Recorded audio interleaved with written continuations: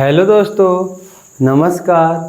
स्वागत है आप सभी का अपना प्यारा चैनल कलेक्शन ऑफ मैथ्स पर। तो दोस्तों, आज के हम इस वीडियो में 20 के दांत कहानी का इम्पॉर्टेंट ऑब्जेक्टिव का सलूशन करेंगे। तो हमारे वीडियो में लास्ट तक बने रहिए ताकि आप लोगों का इस चैप्टर से जो भी इम्पोर्टेंट ऑब्जेक्टिव बनता है वो आपका कंप्लीट हो जाए। ठीक है, तो चलिए हम लोग आगे बढ़ते हैं। देखिए, आपका पहला प्रश्न है कि 20 के दांत शीर्षक पाठ किस कहानी संग्रह से लिया गया है। यानी ये जो 20 के दांत शीर्षक कहानी, ये ऐसे शीर्षक जो है ये कहानी है 20 के दांत। तो ये बताइए कि ये कहाँ से लिया गया है। ठीक है, तो आपका ऑप्शन है मित्र मिलन, 20 के दांत तथा अन्य कहानियाँ से, कुहासा से, मौत के नगर से।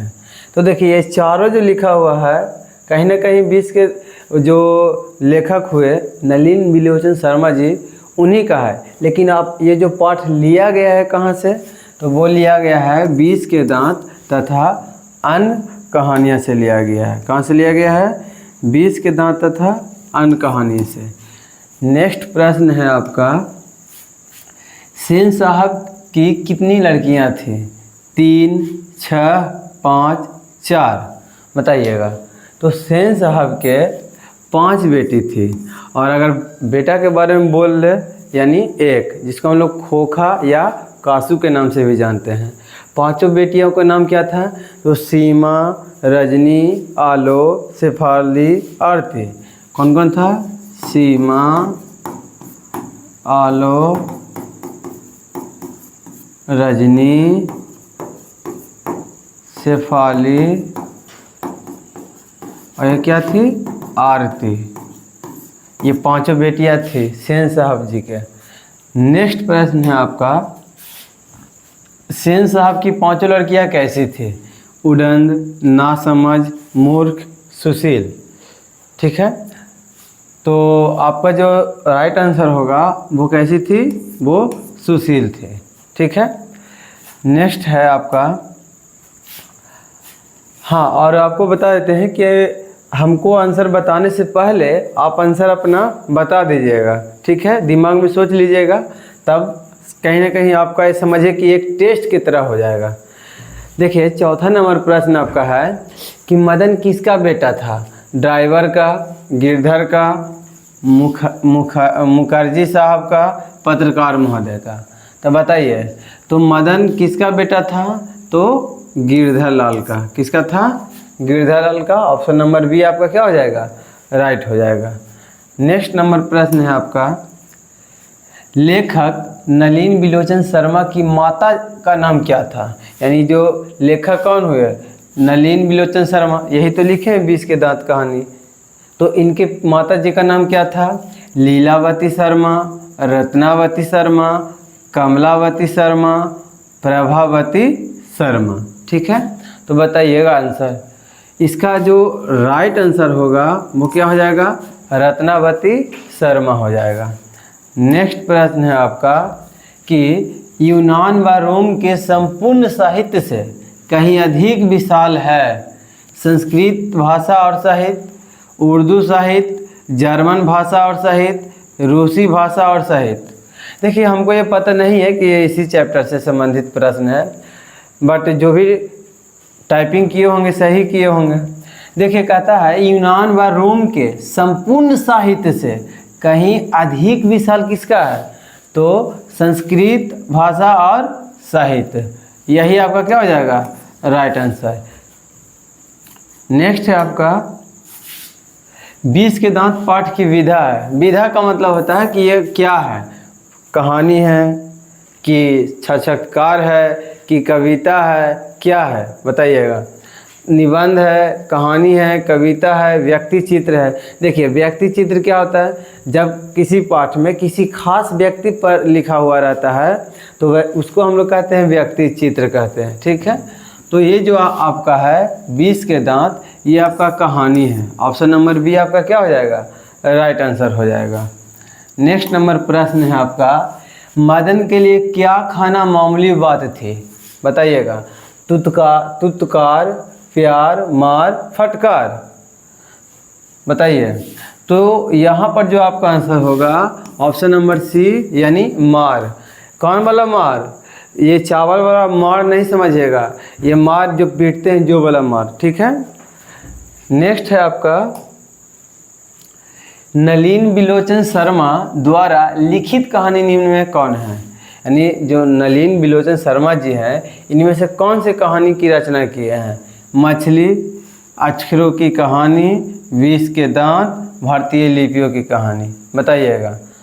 तो नलिन बिलोचन शर्मा द्वारा लिखित कहानी कौन सा हो जाएगा? विष के दांत। ऑप्शन नंबर सी आपका क्या हो जाएगा?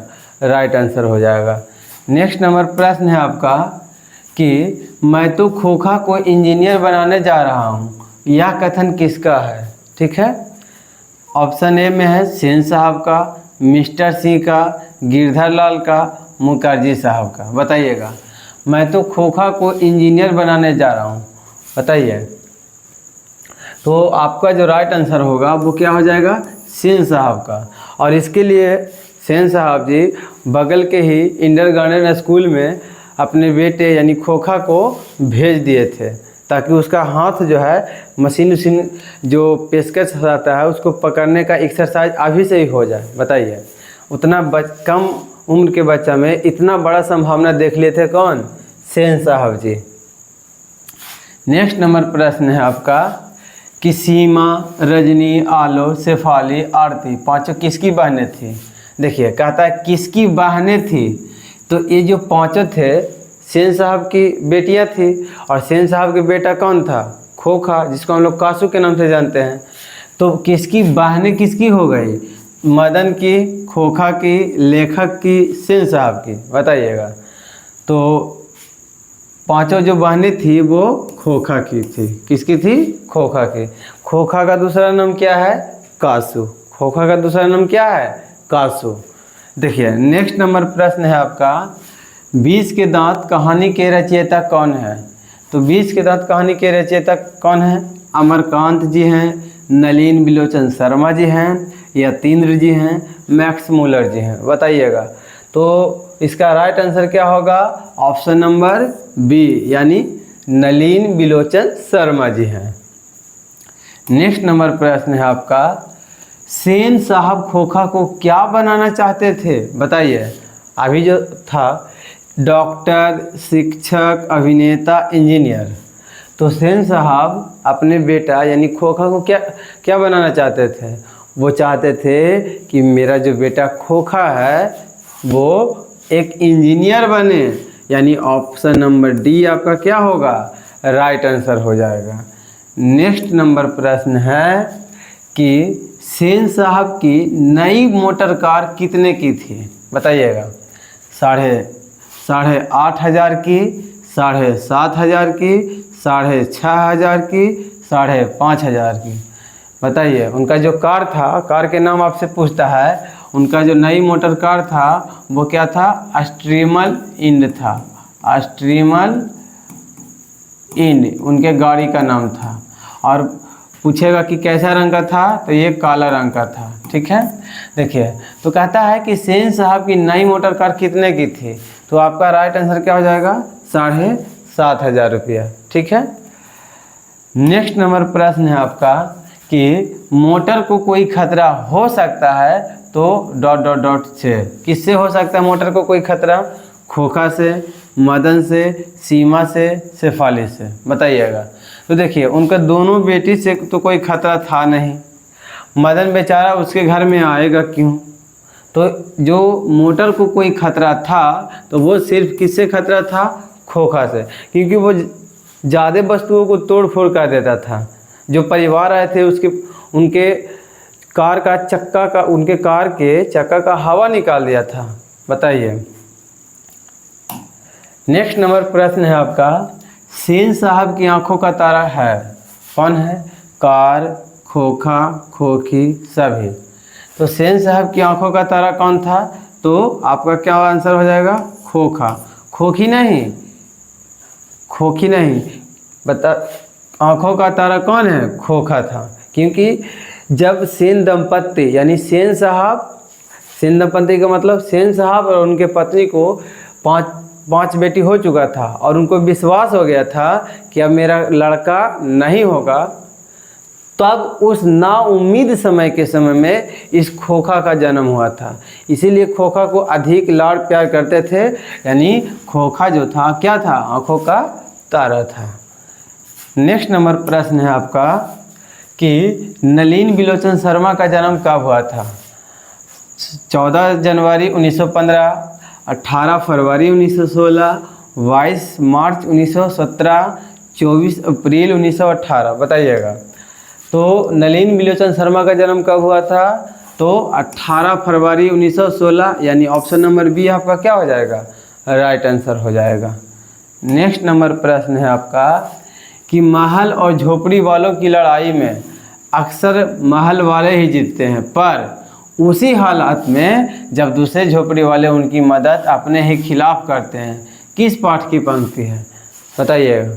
तो ये जो पंक्ति लिया गया है कहाँ से लिया गया है? जैसे देखिए, महल और झोपड़ी वाला की लड़ाई में अगर कौन जीतता है, अक्सर महल वाला। कब? जब उसी हालत में जब दूसरे झोपड़ी वाले उनकी मदद अपने ही खिलाफ करते हैं।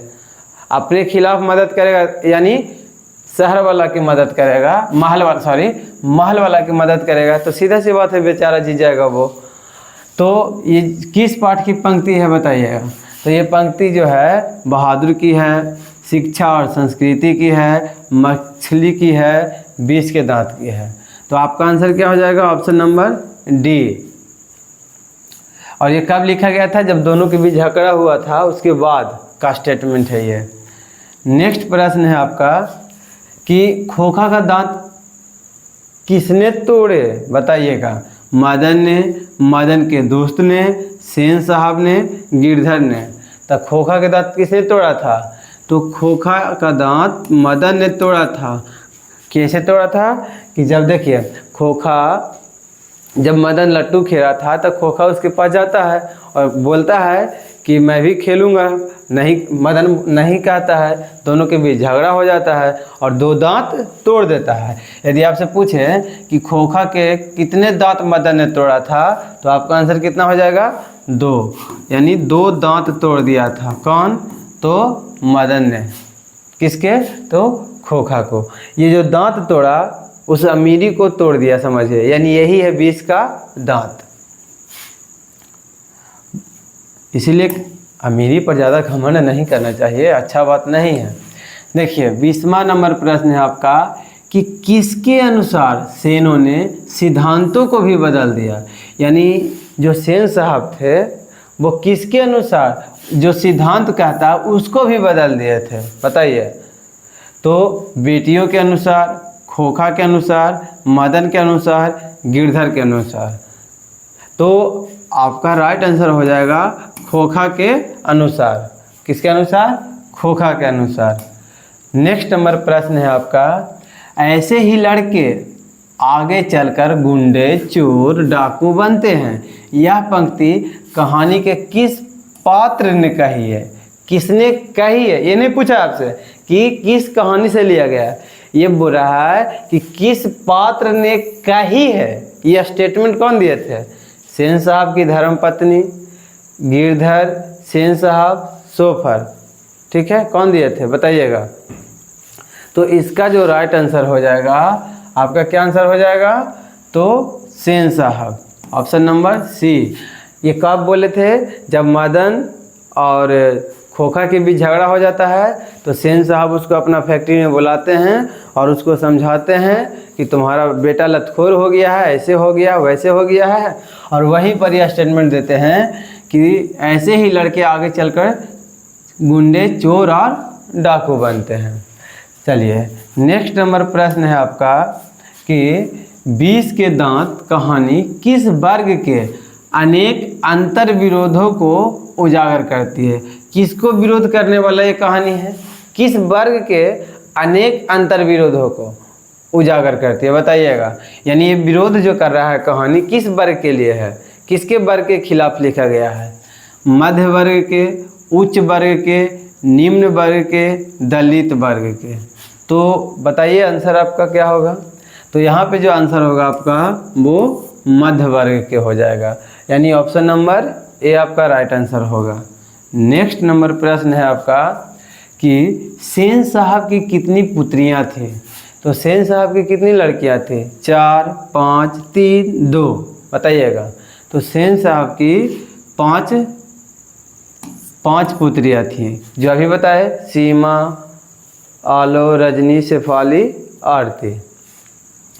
नेक्स्ट है आपका मोटर कार को किससे खतरा हो सकता था? बताइए, किससे खतरा था?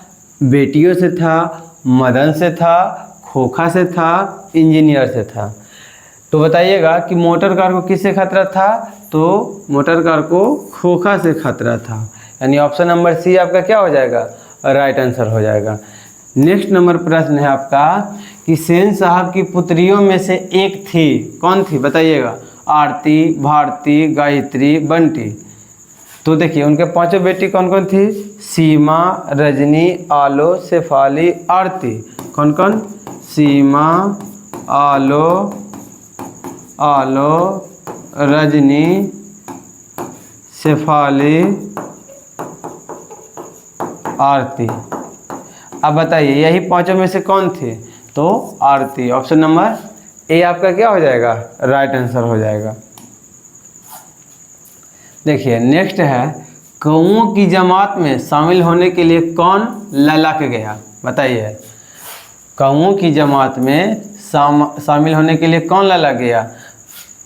कबूतर, हंस, बत्तख, मछली। बताइए, देखिए कहानी में अगर देखिएगा तो कौओं की जमात किसके लिए कहा गया? जो मदन का ग्रुप था वो। और हंस किसको कहा गया है? जैसे देखिए जमात में शामिल होने के लिए कौन ललक गया था? तो हंस। मुँहे पर आ जाता है इसका आंसर। तो हंस किसके लिए कहा गया था? वो खोखा के लिए ललक गया खेलने के लिए लट्टू कि हम भी खेलेंगे। लेकिन मदन था वो टीम का लीडर, कहाँ से देगा खेलने? नहीं दिया। अपना भी जो दुश्मनी था वो पूरा कर लिया बेचारा मदन। देखिए सेन साहब के मित्र थे, क्या थे? जो सेन साहब के यहाँ जो परिवार आए थे वो क्या थे बताइएगा? डॉक्टर, वकील, शिक्षक, पत्रकार। तो आपका जो राइट आंसर होगा क्या होगा? ऑप्शन नंबर डी, यानी पत्रकार थे। क्या थे? पत्रकार। ऑप्शन नंबर डी आपका क्या हो जाएगा? राइट आंसर होगा। नेक्स्ट है आपका मदन ने कासू के कितने दांत तोड़ डाले? अभी बताए थे आपको 3, 1, 2, 4। बताइए कितना दांत तोड़ दिया था मदन ने? कासू। कासू यानी कौन? खोखा।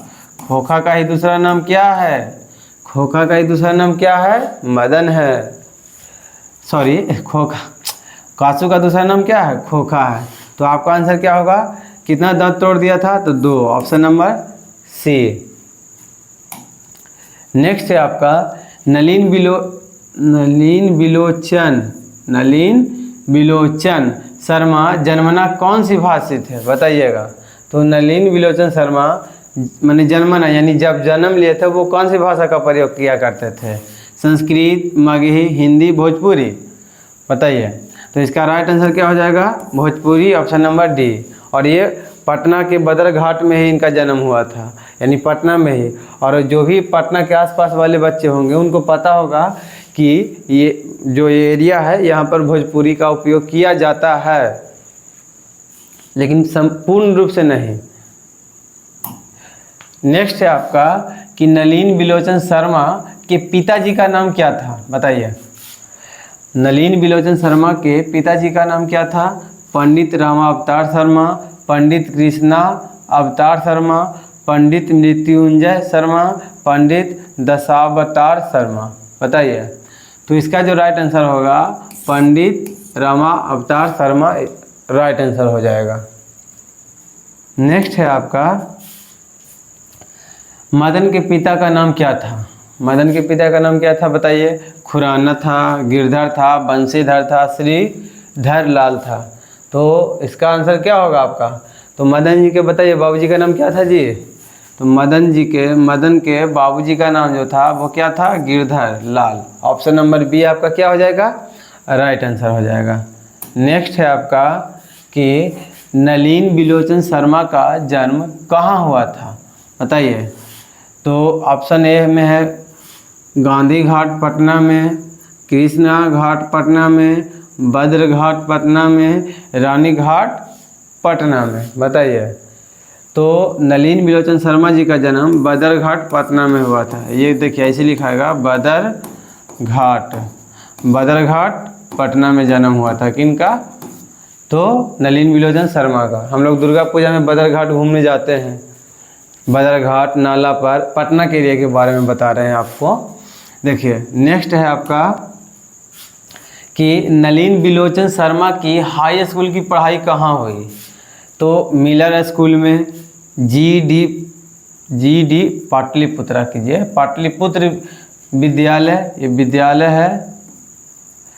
पटना हाई स्कूल में, पटना कॉलेजिएट स्कूल में। बताइए। तो नलिन बिलोचन शर्मा की हाई स्कूल की पढ़ाई कहाँ हुआ था? तो कहाँ हुआ? पटना कॉलेजिएट स्कूल में हुआ था, पटना कॉलेजिएट स्कूल में। नेक्स्ट है आपका कि मदन की उम्र क्या थी? जो मदन था यानी गिरधर लाल जी का बेटा जो था मदन, उसका एज कितना था? बताइए। 5 से 6 साल, 7 से 8 साल, 3 से 4 साल, 9 से 10 साल। बताइए इसका आंसर क्या होगा? ये कहानी जब आप पढ़े होंगे तो आपको अच्छा से याद होगा कि जो मदन का एज था वो कितना था? 5 से 6 साल, 5 से 6 साल। यानी ऑप्शन नंबर ए आपका क्या हो जाएगा? राइट आंसर हो जाएगा। नेक्स्ट है आपका कि सेन साहब ने किसे खूब फटकार लगाई? बताइए। सेन साहब ने किसे खूब फटकार लगाई? गिरधर लाल को, खोखा को, मदन को, शेफाली को। सैफाली नहीं होगा, शेफाली। तो सेन साहब ने किसे खूब फटकार लगाई थी? गिरधर लाल को। जब मदन और खोखा के बीच झगड़ा हुआ तो गिरधर लाल क्या किए, सेन साहब क्या किए, गिरधर को बुलाए अपना फैक्ट्री में और खरी खोटी सुना दिए उनको। सजा, देखिए गलती किया था बेचारा मदन, सजा भुगतना किसको पड़ा? गिरधर लाल जी को। नेक्स्ट है आपका कि मदन अक्सर किसके हाथों से पीटता था? मतलब अक्सर मतलब हमेशा मार खाते रहता था, जिंदगी वैसे ही चलता है। कितना आदमी होता है जो हमेशा मार खेले बिना सुनवे नहीं करता है, लेकिन ऐसा प्रवृत्ति का मदन नहीं था, लेकिन ऐसा प्रवृत्ति मदन के बाबूजी का था। ठीक है। मदन अक्सर किसके हाथों से पीटता था? माता के, सेन साहब के, खोखा के, पिताजी के। तो मदन अपने पिताजी के हाथों पीटता था, लेकिन गलती कुछ विशेष नहीं किया था, बच्चा था। अब गाड़ी के पास चलेंगे तो कौन सा बड़का गलती कर दिया? अब बताइए। गाड़ी तर गया और सट गया, जिसके चलते उसको ढकेल दिया, तो उतना बड़ा गलती नहीं किया था, लेकिन फिर भी देखिए सज़ा तो मिल रहा है कहीं ना कहीं। नेक्स्ट है आपका कि गिरधर लाल किस वर्ग का प्रतिनिधित्व करता है? देखिए ये जो कहानी था वो विरोध करता है मध्य वर्ग का। किसका? मध्य वर्ग का। लेकिन अगर आपसे पूछता है कि ये जो गिरधर लाल है, गिरधर लाल किस वर्ग का प्रतिनिधित्व करता है? मध्य वर्ग का, उच्च वर्ग का, निम्न वर्ग का, निम्न मध्य वर्ग का। बताइए। तो आपका जो राइट आंसर होगा वो ऑप्शन नंबर डी हो जाएगा, यानी निम्न मध्य वर्ग का, निम्न मध्य वर्ग का। नेक्स्ट नंबर प्रश्न है आपका कि सेन साहब की मोटर कार थी, उनका जो मोटर कार था उसका नाम बताना है। बताइए। स्ट्रीमल, मारुति 800, इंडिका स्ट्रीमल, डिजायर मोटर कार। बताइए उनका कार का नाम क्या था? तो उनकी कार का जो नाम था वो स्ट्रीमल इंड था। क्या था? स्ट्रीमल इंड। ऑप्शन नंबर ए आपका राइट आंसर होगा। नेक्स्ट नंबर प्रश्न है आपका कि दृष्टिकोण किनकी रचना है? यानी जो दृष्टिकोण है वो किनकी रचना है? रामा अवतार शर्मा की, नलिन बिलोचन शर्मा की, मोहन राकेश की, प्रेमचंद की। किनकी रचना है? बताइए। तो दृष्टिकोण जो है नलिन बिलोचन शर्मा जी की रचना है, यानी ऑप्शन नंबर बी आपका क्या होगा? राइट आंसर होगा। नेक्स्ट प्रश्न है कि सेन साहब की मोटर कार किस रंग की थी? बताइए। हम आपको शुरू में ही बताए थे, नीले रंग की, लाल रंग की, काले रंग की, उजले रंग की। बताइए। सेन साहब जो मोटर कार लिए थे, यानी वो तो 7,500 के था, नाम था अभी देखिए स्ट्रीमलाइन, लेकिन वो किस रंग का था बताइए। तो आपका जो राइट आंसर होगा ऑप्शन नंबर सी, यानी काले रंग का था। नेक्स्ट नंबर प्रश्न है आपका कि किससे मोटर की चमक दमक को कोई खतरा नहीं था बताइए। सेन साहब को ऐसा क्यों, ऐसा मतलब महसूस होता था कि मोटर कार को किससे खतरा नहीं है उनके घर में बताइए। तो देखिए, खोखा से, मदन से, पड़ोस के बच्चों से, सेन साहब की पुत्रियों से, यानी आसपास के बच्चों से भी वो डरते थे कहीं ना कहीं। तो उनका जो चमक दमक को कोई खतरा नहीं था, किससे नहीं था बताइए। खोखा से तो था, मदन से बेचारा हल्का फल्का होगा, बगल के बच्चा है, पड़ोस के बच्चों से होगा, सेन साहब की पुत्रियों से, इनसे नहीं था। सेन साहब की पुत्रियों से उसको गाड़ी का जो मोटर कार था, मोटर का चमक दमक का कोई खतरा नहीं था, क्योंकि उनकी 5 बेटियां जो थी वो सुशील थी, वो हमेशा डिसिप्लिन में रहा करती थी, इसलिए चमक दमक का कोई खतरा नहीं था उनके पुत्रियों से, बाकी ये तीनों से था। नेक्स्ट है प्रश्न आपका कि कासू यानी खोखा मदन के साथ किस खेल में शरीक होना चाहता था, यानी शरीक मतलब शामिल होना चाहता था बताइए। लट्टू के खेल में, हॉकी के खेल में, बैडमिंटन के खेल में, फुटबॉल के खेल में बताइए। तो आपका जो राइट आंसर होगा वो क्या होगा, ऑप्शन नंबर ए, यानी लट्टू के खेल में। नेक्स्ट नंबर प्रश्न है आपका कि सेन साहब किसके व्यंग से अटकर रह गए बताइए। गिरधर लाल के व्यंग से, पत्रकार महोदय के व्यंग से, सेन साहब के व्यंग से, इस सेन साहब हो जाएगा, यहाँ पे सिंह नहीं होगा, मुखर्जी साहब के व्यंग से बताइए। तो सेन साहब किसके व्यंग से अटकर रह गए थे, सेन नहीं, वो तो खुद है थे, सिंह साहब के व्यंग से। ऑप्शन चलिए देखिए, सेन साहब किसके व्यंग से ऐंठ कर रह गए थे, तो कौन सा आंसर होगा आपका, पत्रकार महोदय के व्यंग से, क्योंकि पत्रकार महोदय बोले थे क्या कि हम तो अपना बेटा को इंटेलिजेंट यानी जेंटलमैन बनाना चाहते हैं। अब आगे उसकी जो इच्छा, जो चाहेगा वो करे, पूरी स्वतंत्रता है। और ये बात जैसे वो सुने, वो ऐंठ करके क्या हो गए, रह गए। ये सोचने लगे, अरे मैं तो खोखा को इंजीनियर बनाने जा रहा हूँ, और उससे पूछा भी नहीं। अंतरात्मा से सोचते होंगे कि मैं उसको जो बनाने जा रहा हूँ वो उसका मन है या नहीं बताइए। तो ये सब बातें सोच करके वो क्या हो गए, ऐंठ कर रह गए। जब पत्रकार महोदय बोले कि नहीं, हम तो अपन बेटा को इंटेलिजेंट मैन बनाएंगे, ठीक है, अब बाकी जो इच्छा, जो उसका इच्छा करेगा, जो बने, जो करे, यही बात उनको थोड़ा सा झकझोर दिया, एकदम ऐंठ कर रह गए। अरे बाप रे बाप, इतना कड़ा बात बोल दिया। नेक्स्ट चलिए, नेक्स्ट नंबर प्रश्न है आपका कि लड़कियां क्या है, कठपुतलियां हैं, और किसे इस बात पर गर्व है। यानी क्यों कठपुतलियां कहा गया है, क्योंकि वो किसी तरह से तोड़ फोड़ का काम नहीं किया करते थे, एकदम डिसिप्लिन में रहा करती थी, जैसे कहो वैसे एकदम सुनती थी, एकदम कठपुतलियां थी, मतलब जैसे आप उसको मोड़ना चाहें वैसा मोड़ सकती थी बताइए। और किसे इस बात पर गर्व है, भाई बहन को, चाचा चाची को, मामा मामी को, माता पिता को बताइए। तो किसे इस बात पर गर्व है, तो माता पिता को। नेक्स्ट नंबर प्रश्न है आपका कि नलिन बिलोचन शर्मा की मृत्यु कब हुई थी। 12 सितंबर 1961, 14 सितंबर 1961, 16 सितंबर 1920, 18 सितंबर 1922 बताइए। तो नलिन बिलोचन शर्मा की जो मृत्यु हुई थी वो 12 सितंबर 1961 ईस्वी को हुई थी। नेक्स्ट नंबर और लास्ट, नेक्स्ट नहीं, इतना ही है। चलिए, तो आज के लिए बस यहीं तक हम समाप्त करते हैं। तो दोस्तों, उम्मीद करते हैं कि आपको ये क्लास अच्छा लगा होगा। यदि ये क्लास अच्छा लगा होगा तो प्लीज़ वीडियो को लाइक कीजिए, सब्सक्राइब कीजिए और शेयर करने का प्रयास कीजिए, ताकि आने वाला प्रत्येक वीडियो का नोटिफिकेशन आप तक आसानी से पहुंच सके और आपका बोर्ड एग्ज़ाम का जो तैयारी है बहुत ही अच्छे लेवल से हो जाए। यदि आप चाहते हैं साइंस और मैथ के ऑब्जेक्टिव का भी तैयारी करना तो अभी हमारे चैनल को सब्सक्राइब कीजिए, क्योंकि इस चैनल पर आपको विज्ञान, हिंदी और मैथ का MCQ कराया जाता है और इम्पोर्टेंट सब्जेक्टिव क्वेश्चन भी सॉल्यूशन किया जाता है। तो थैंक यू। फिर हम मिलेंगे अगले वीडियो में नए वीडियो के साथ। जय हिंद, जय भारत।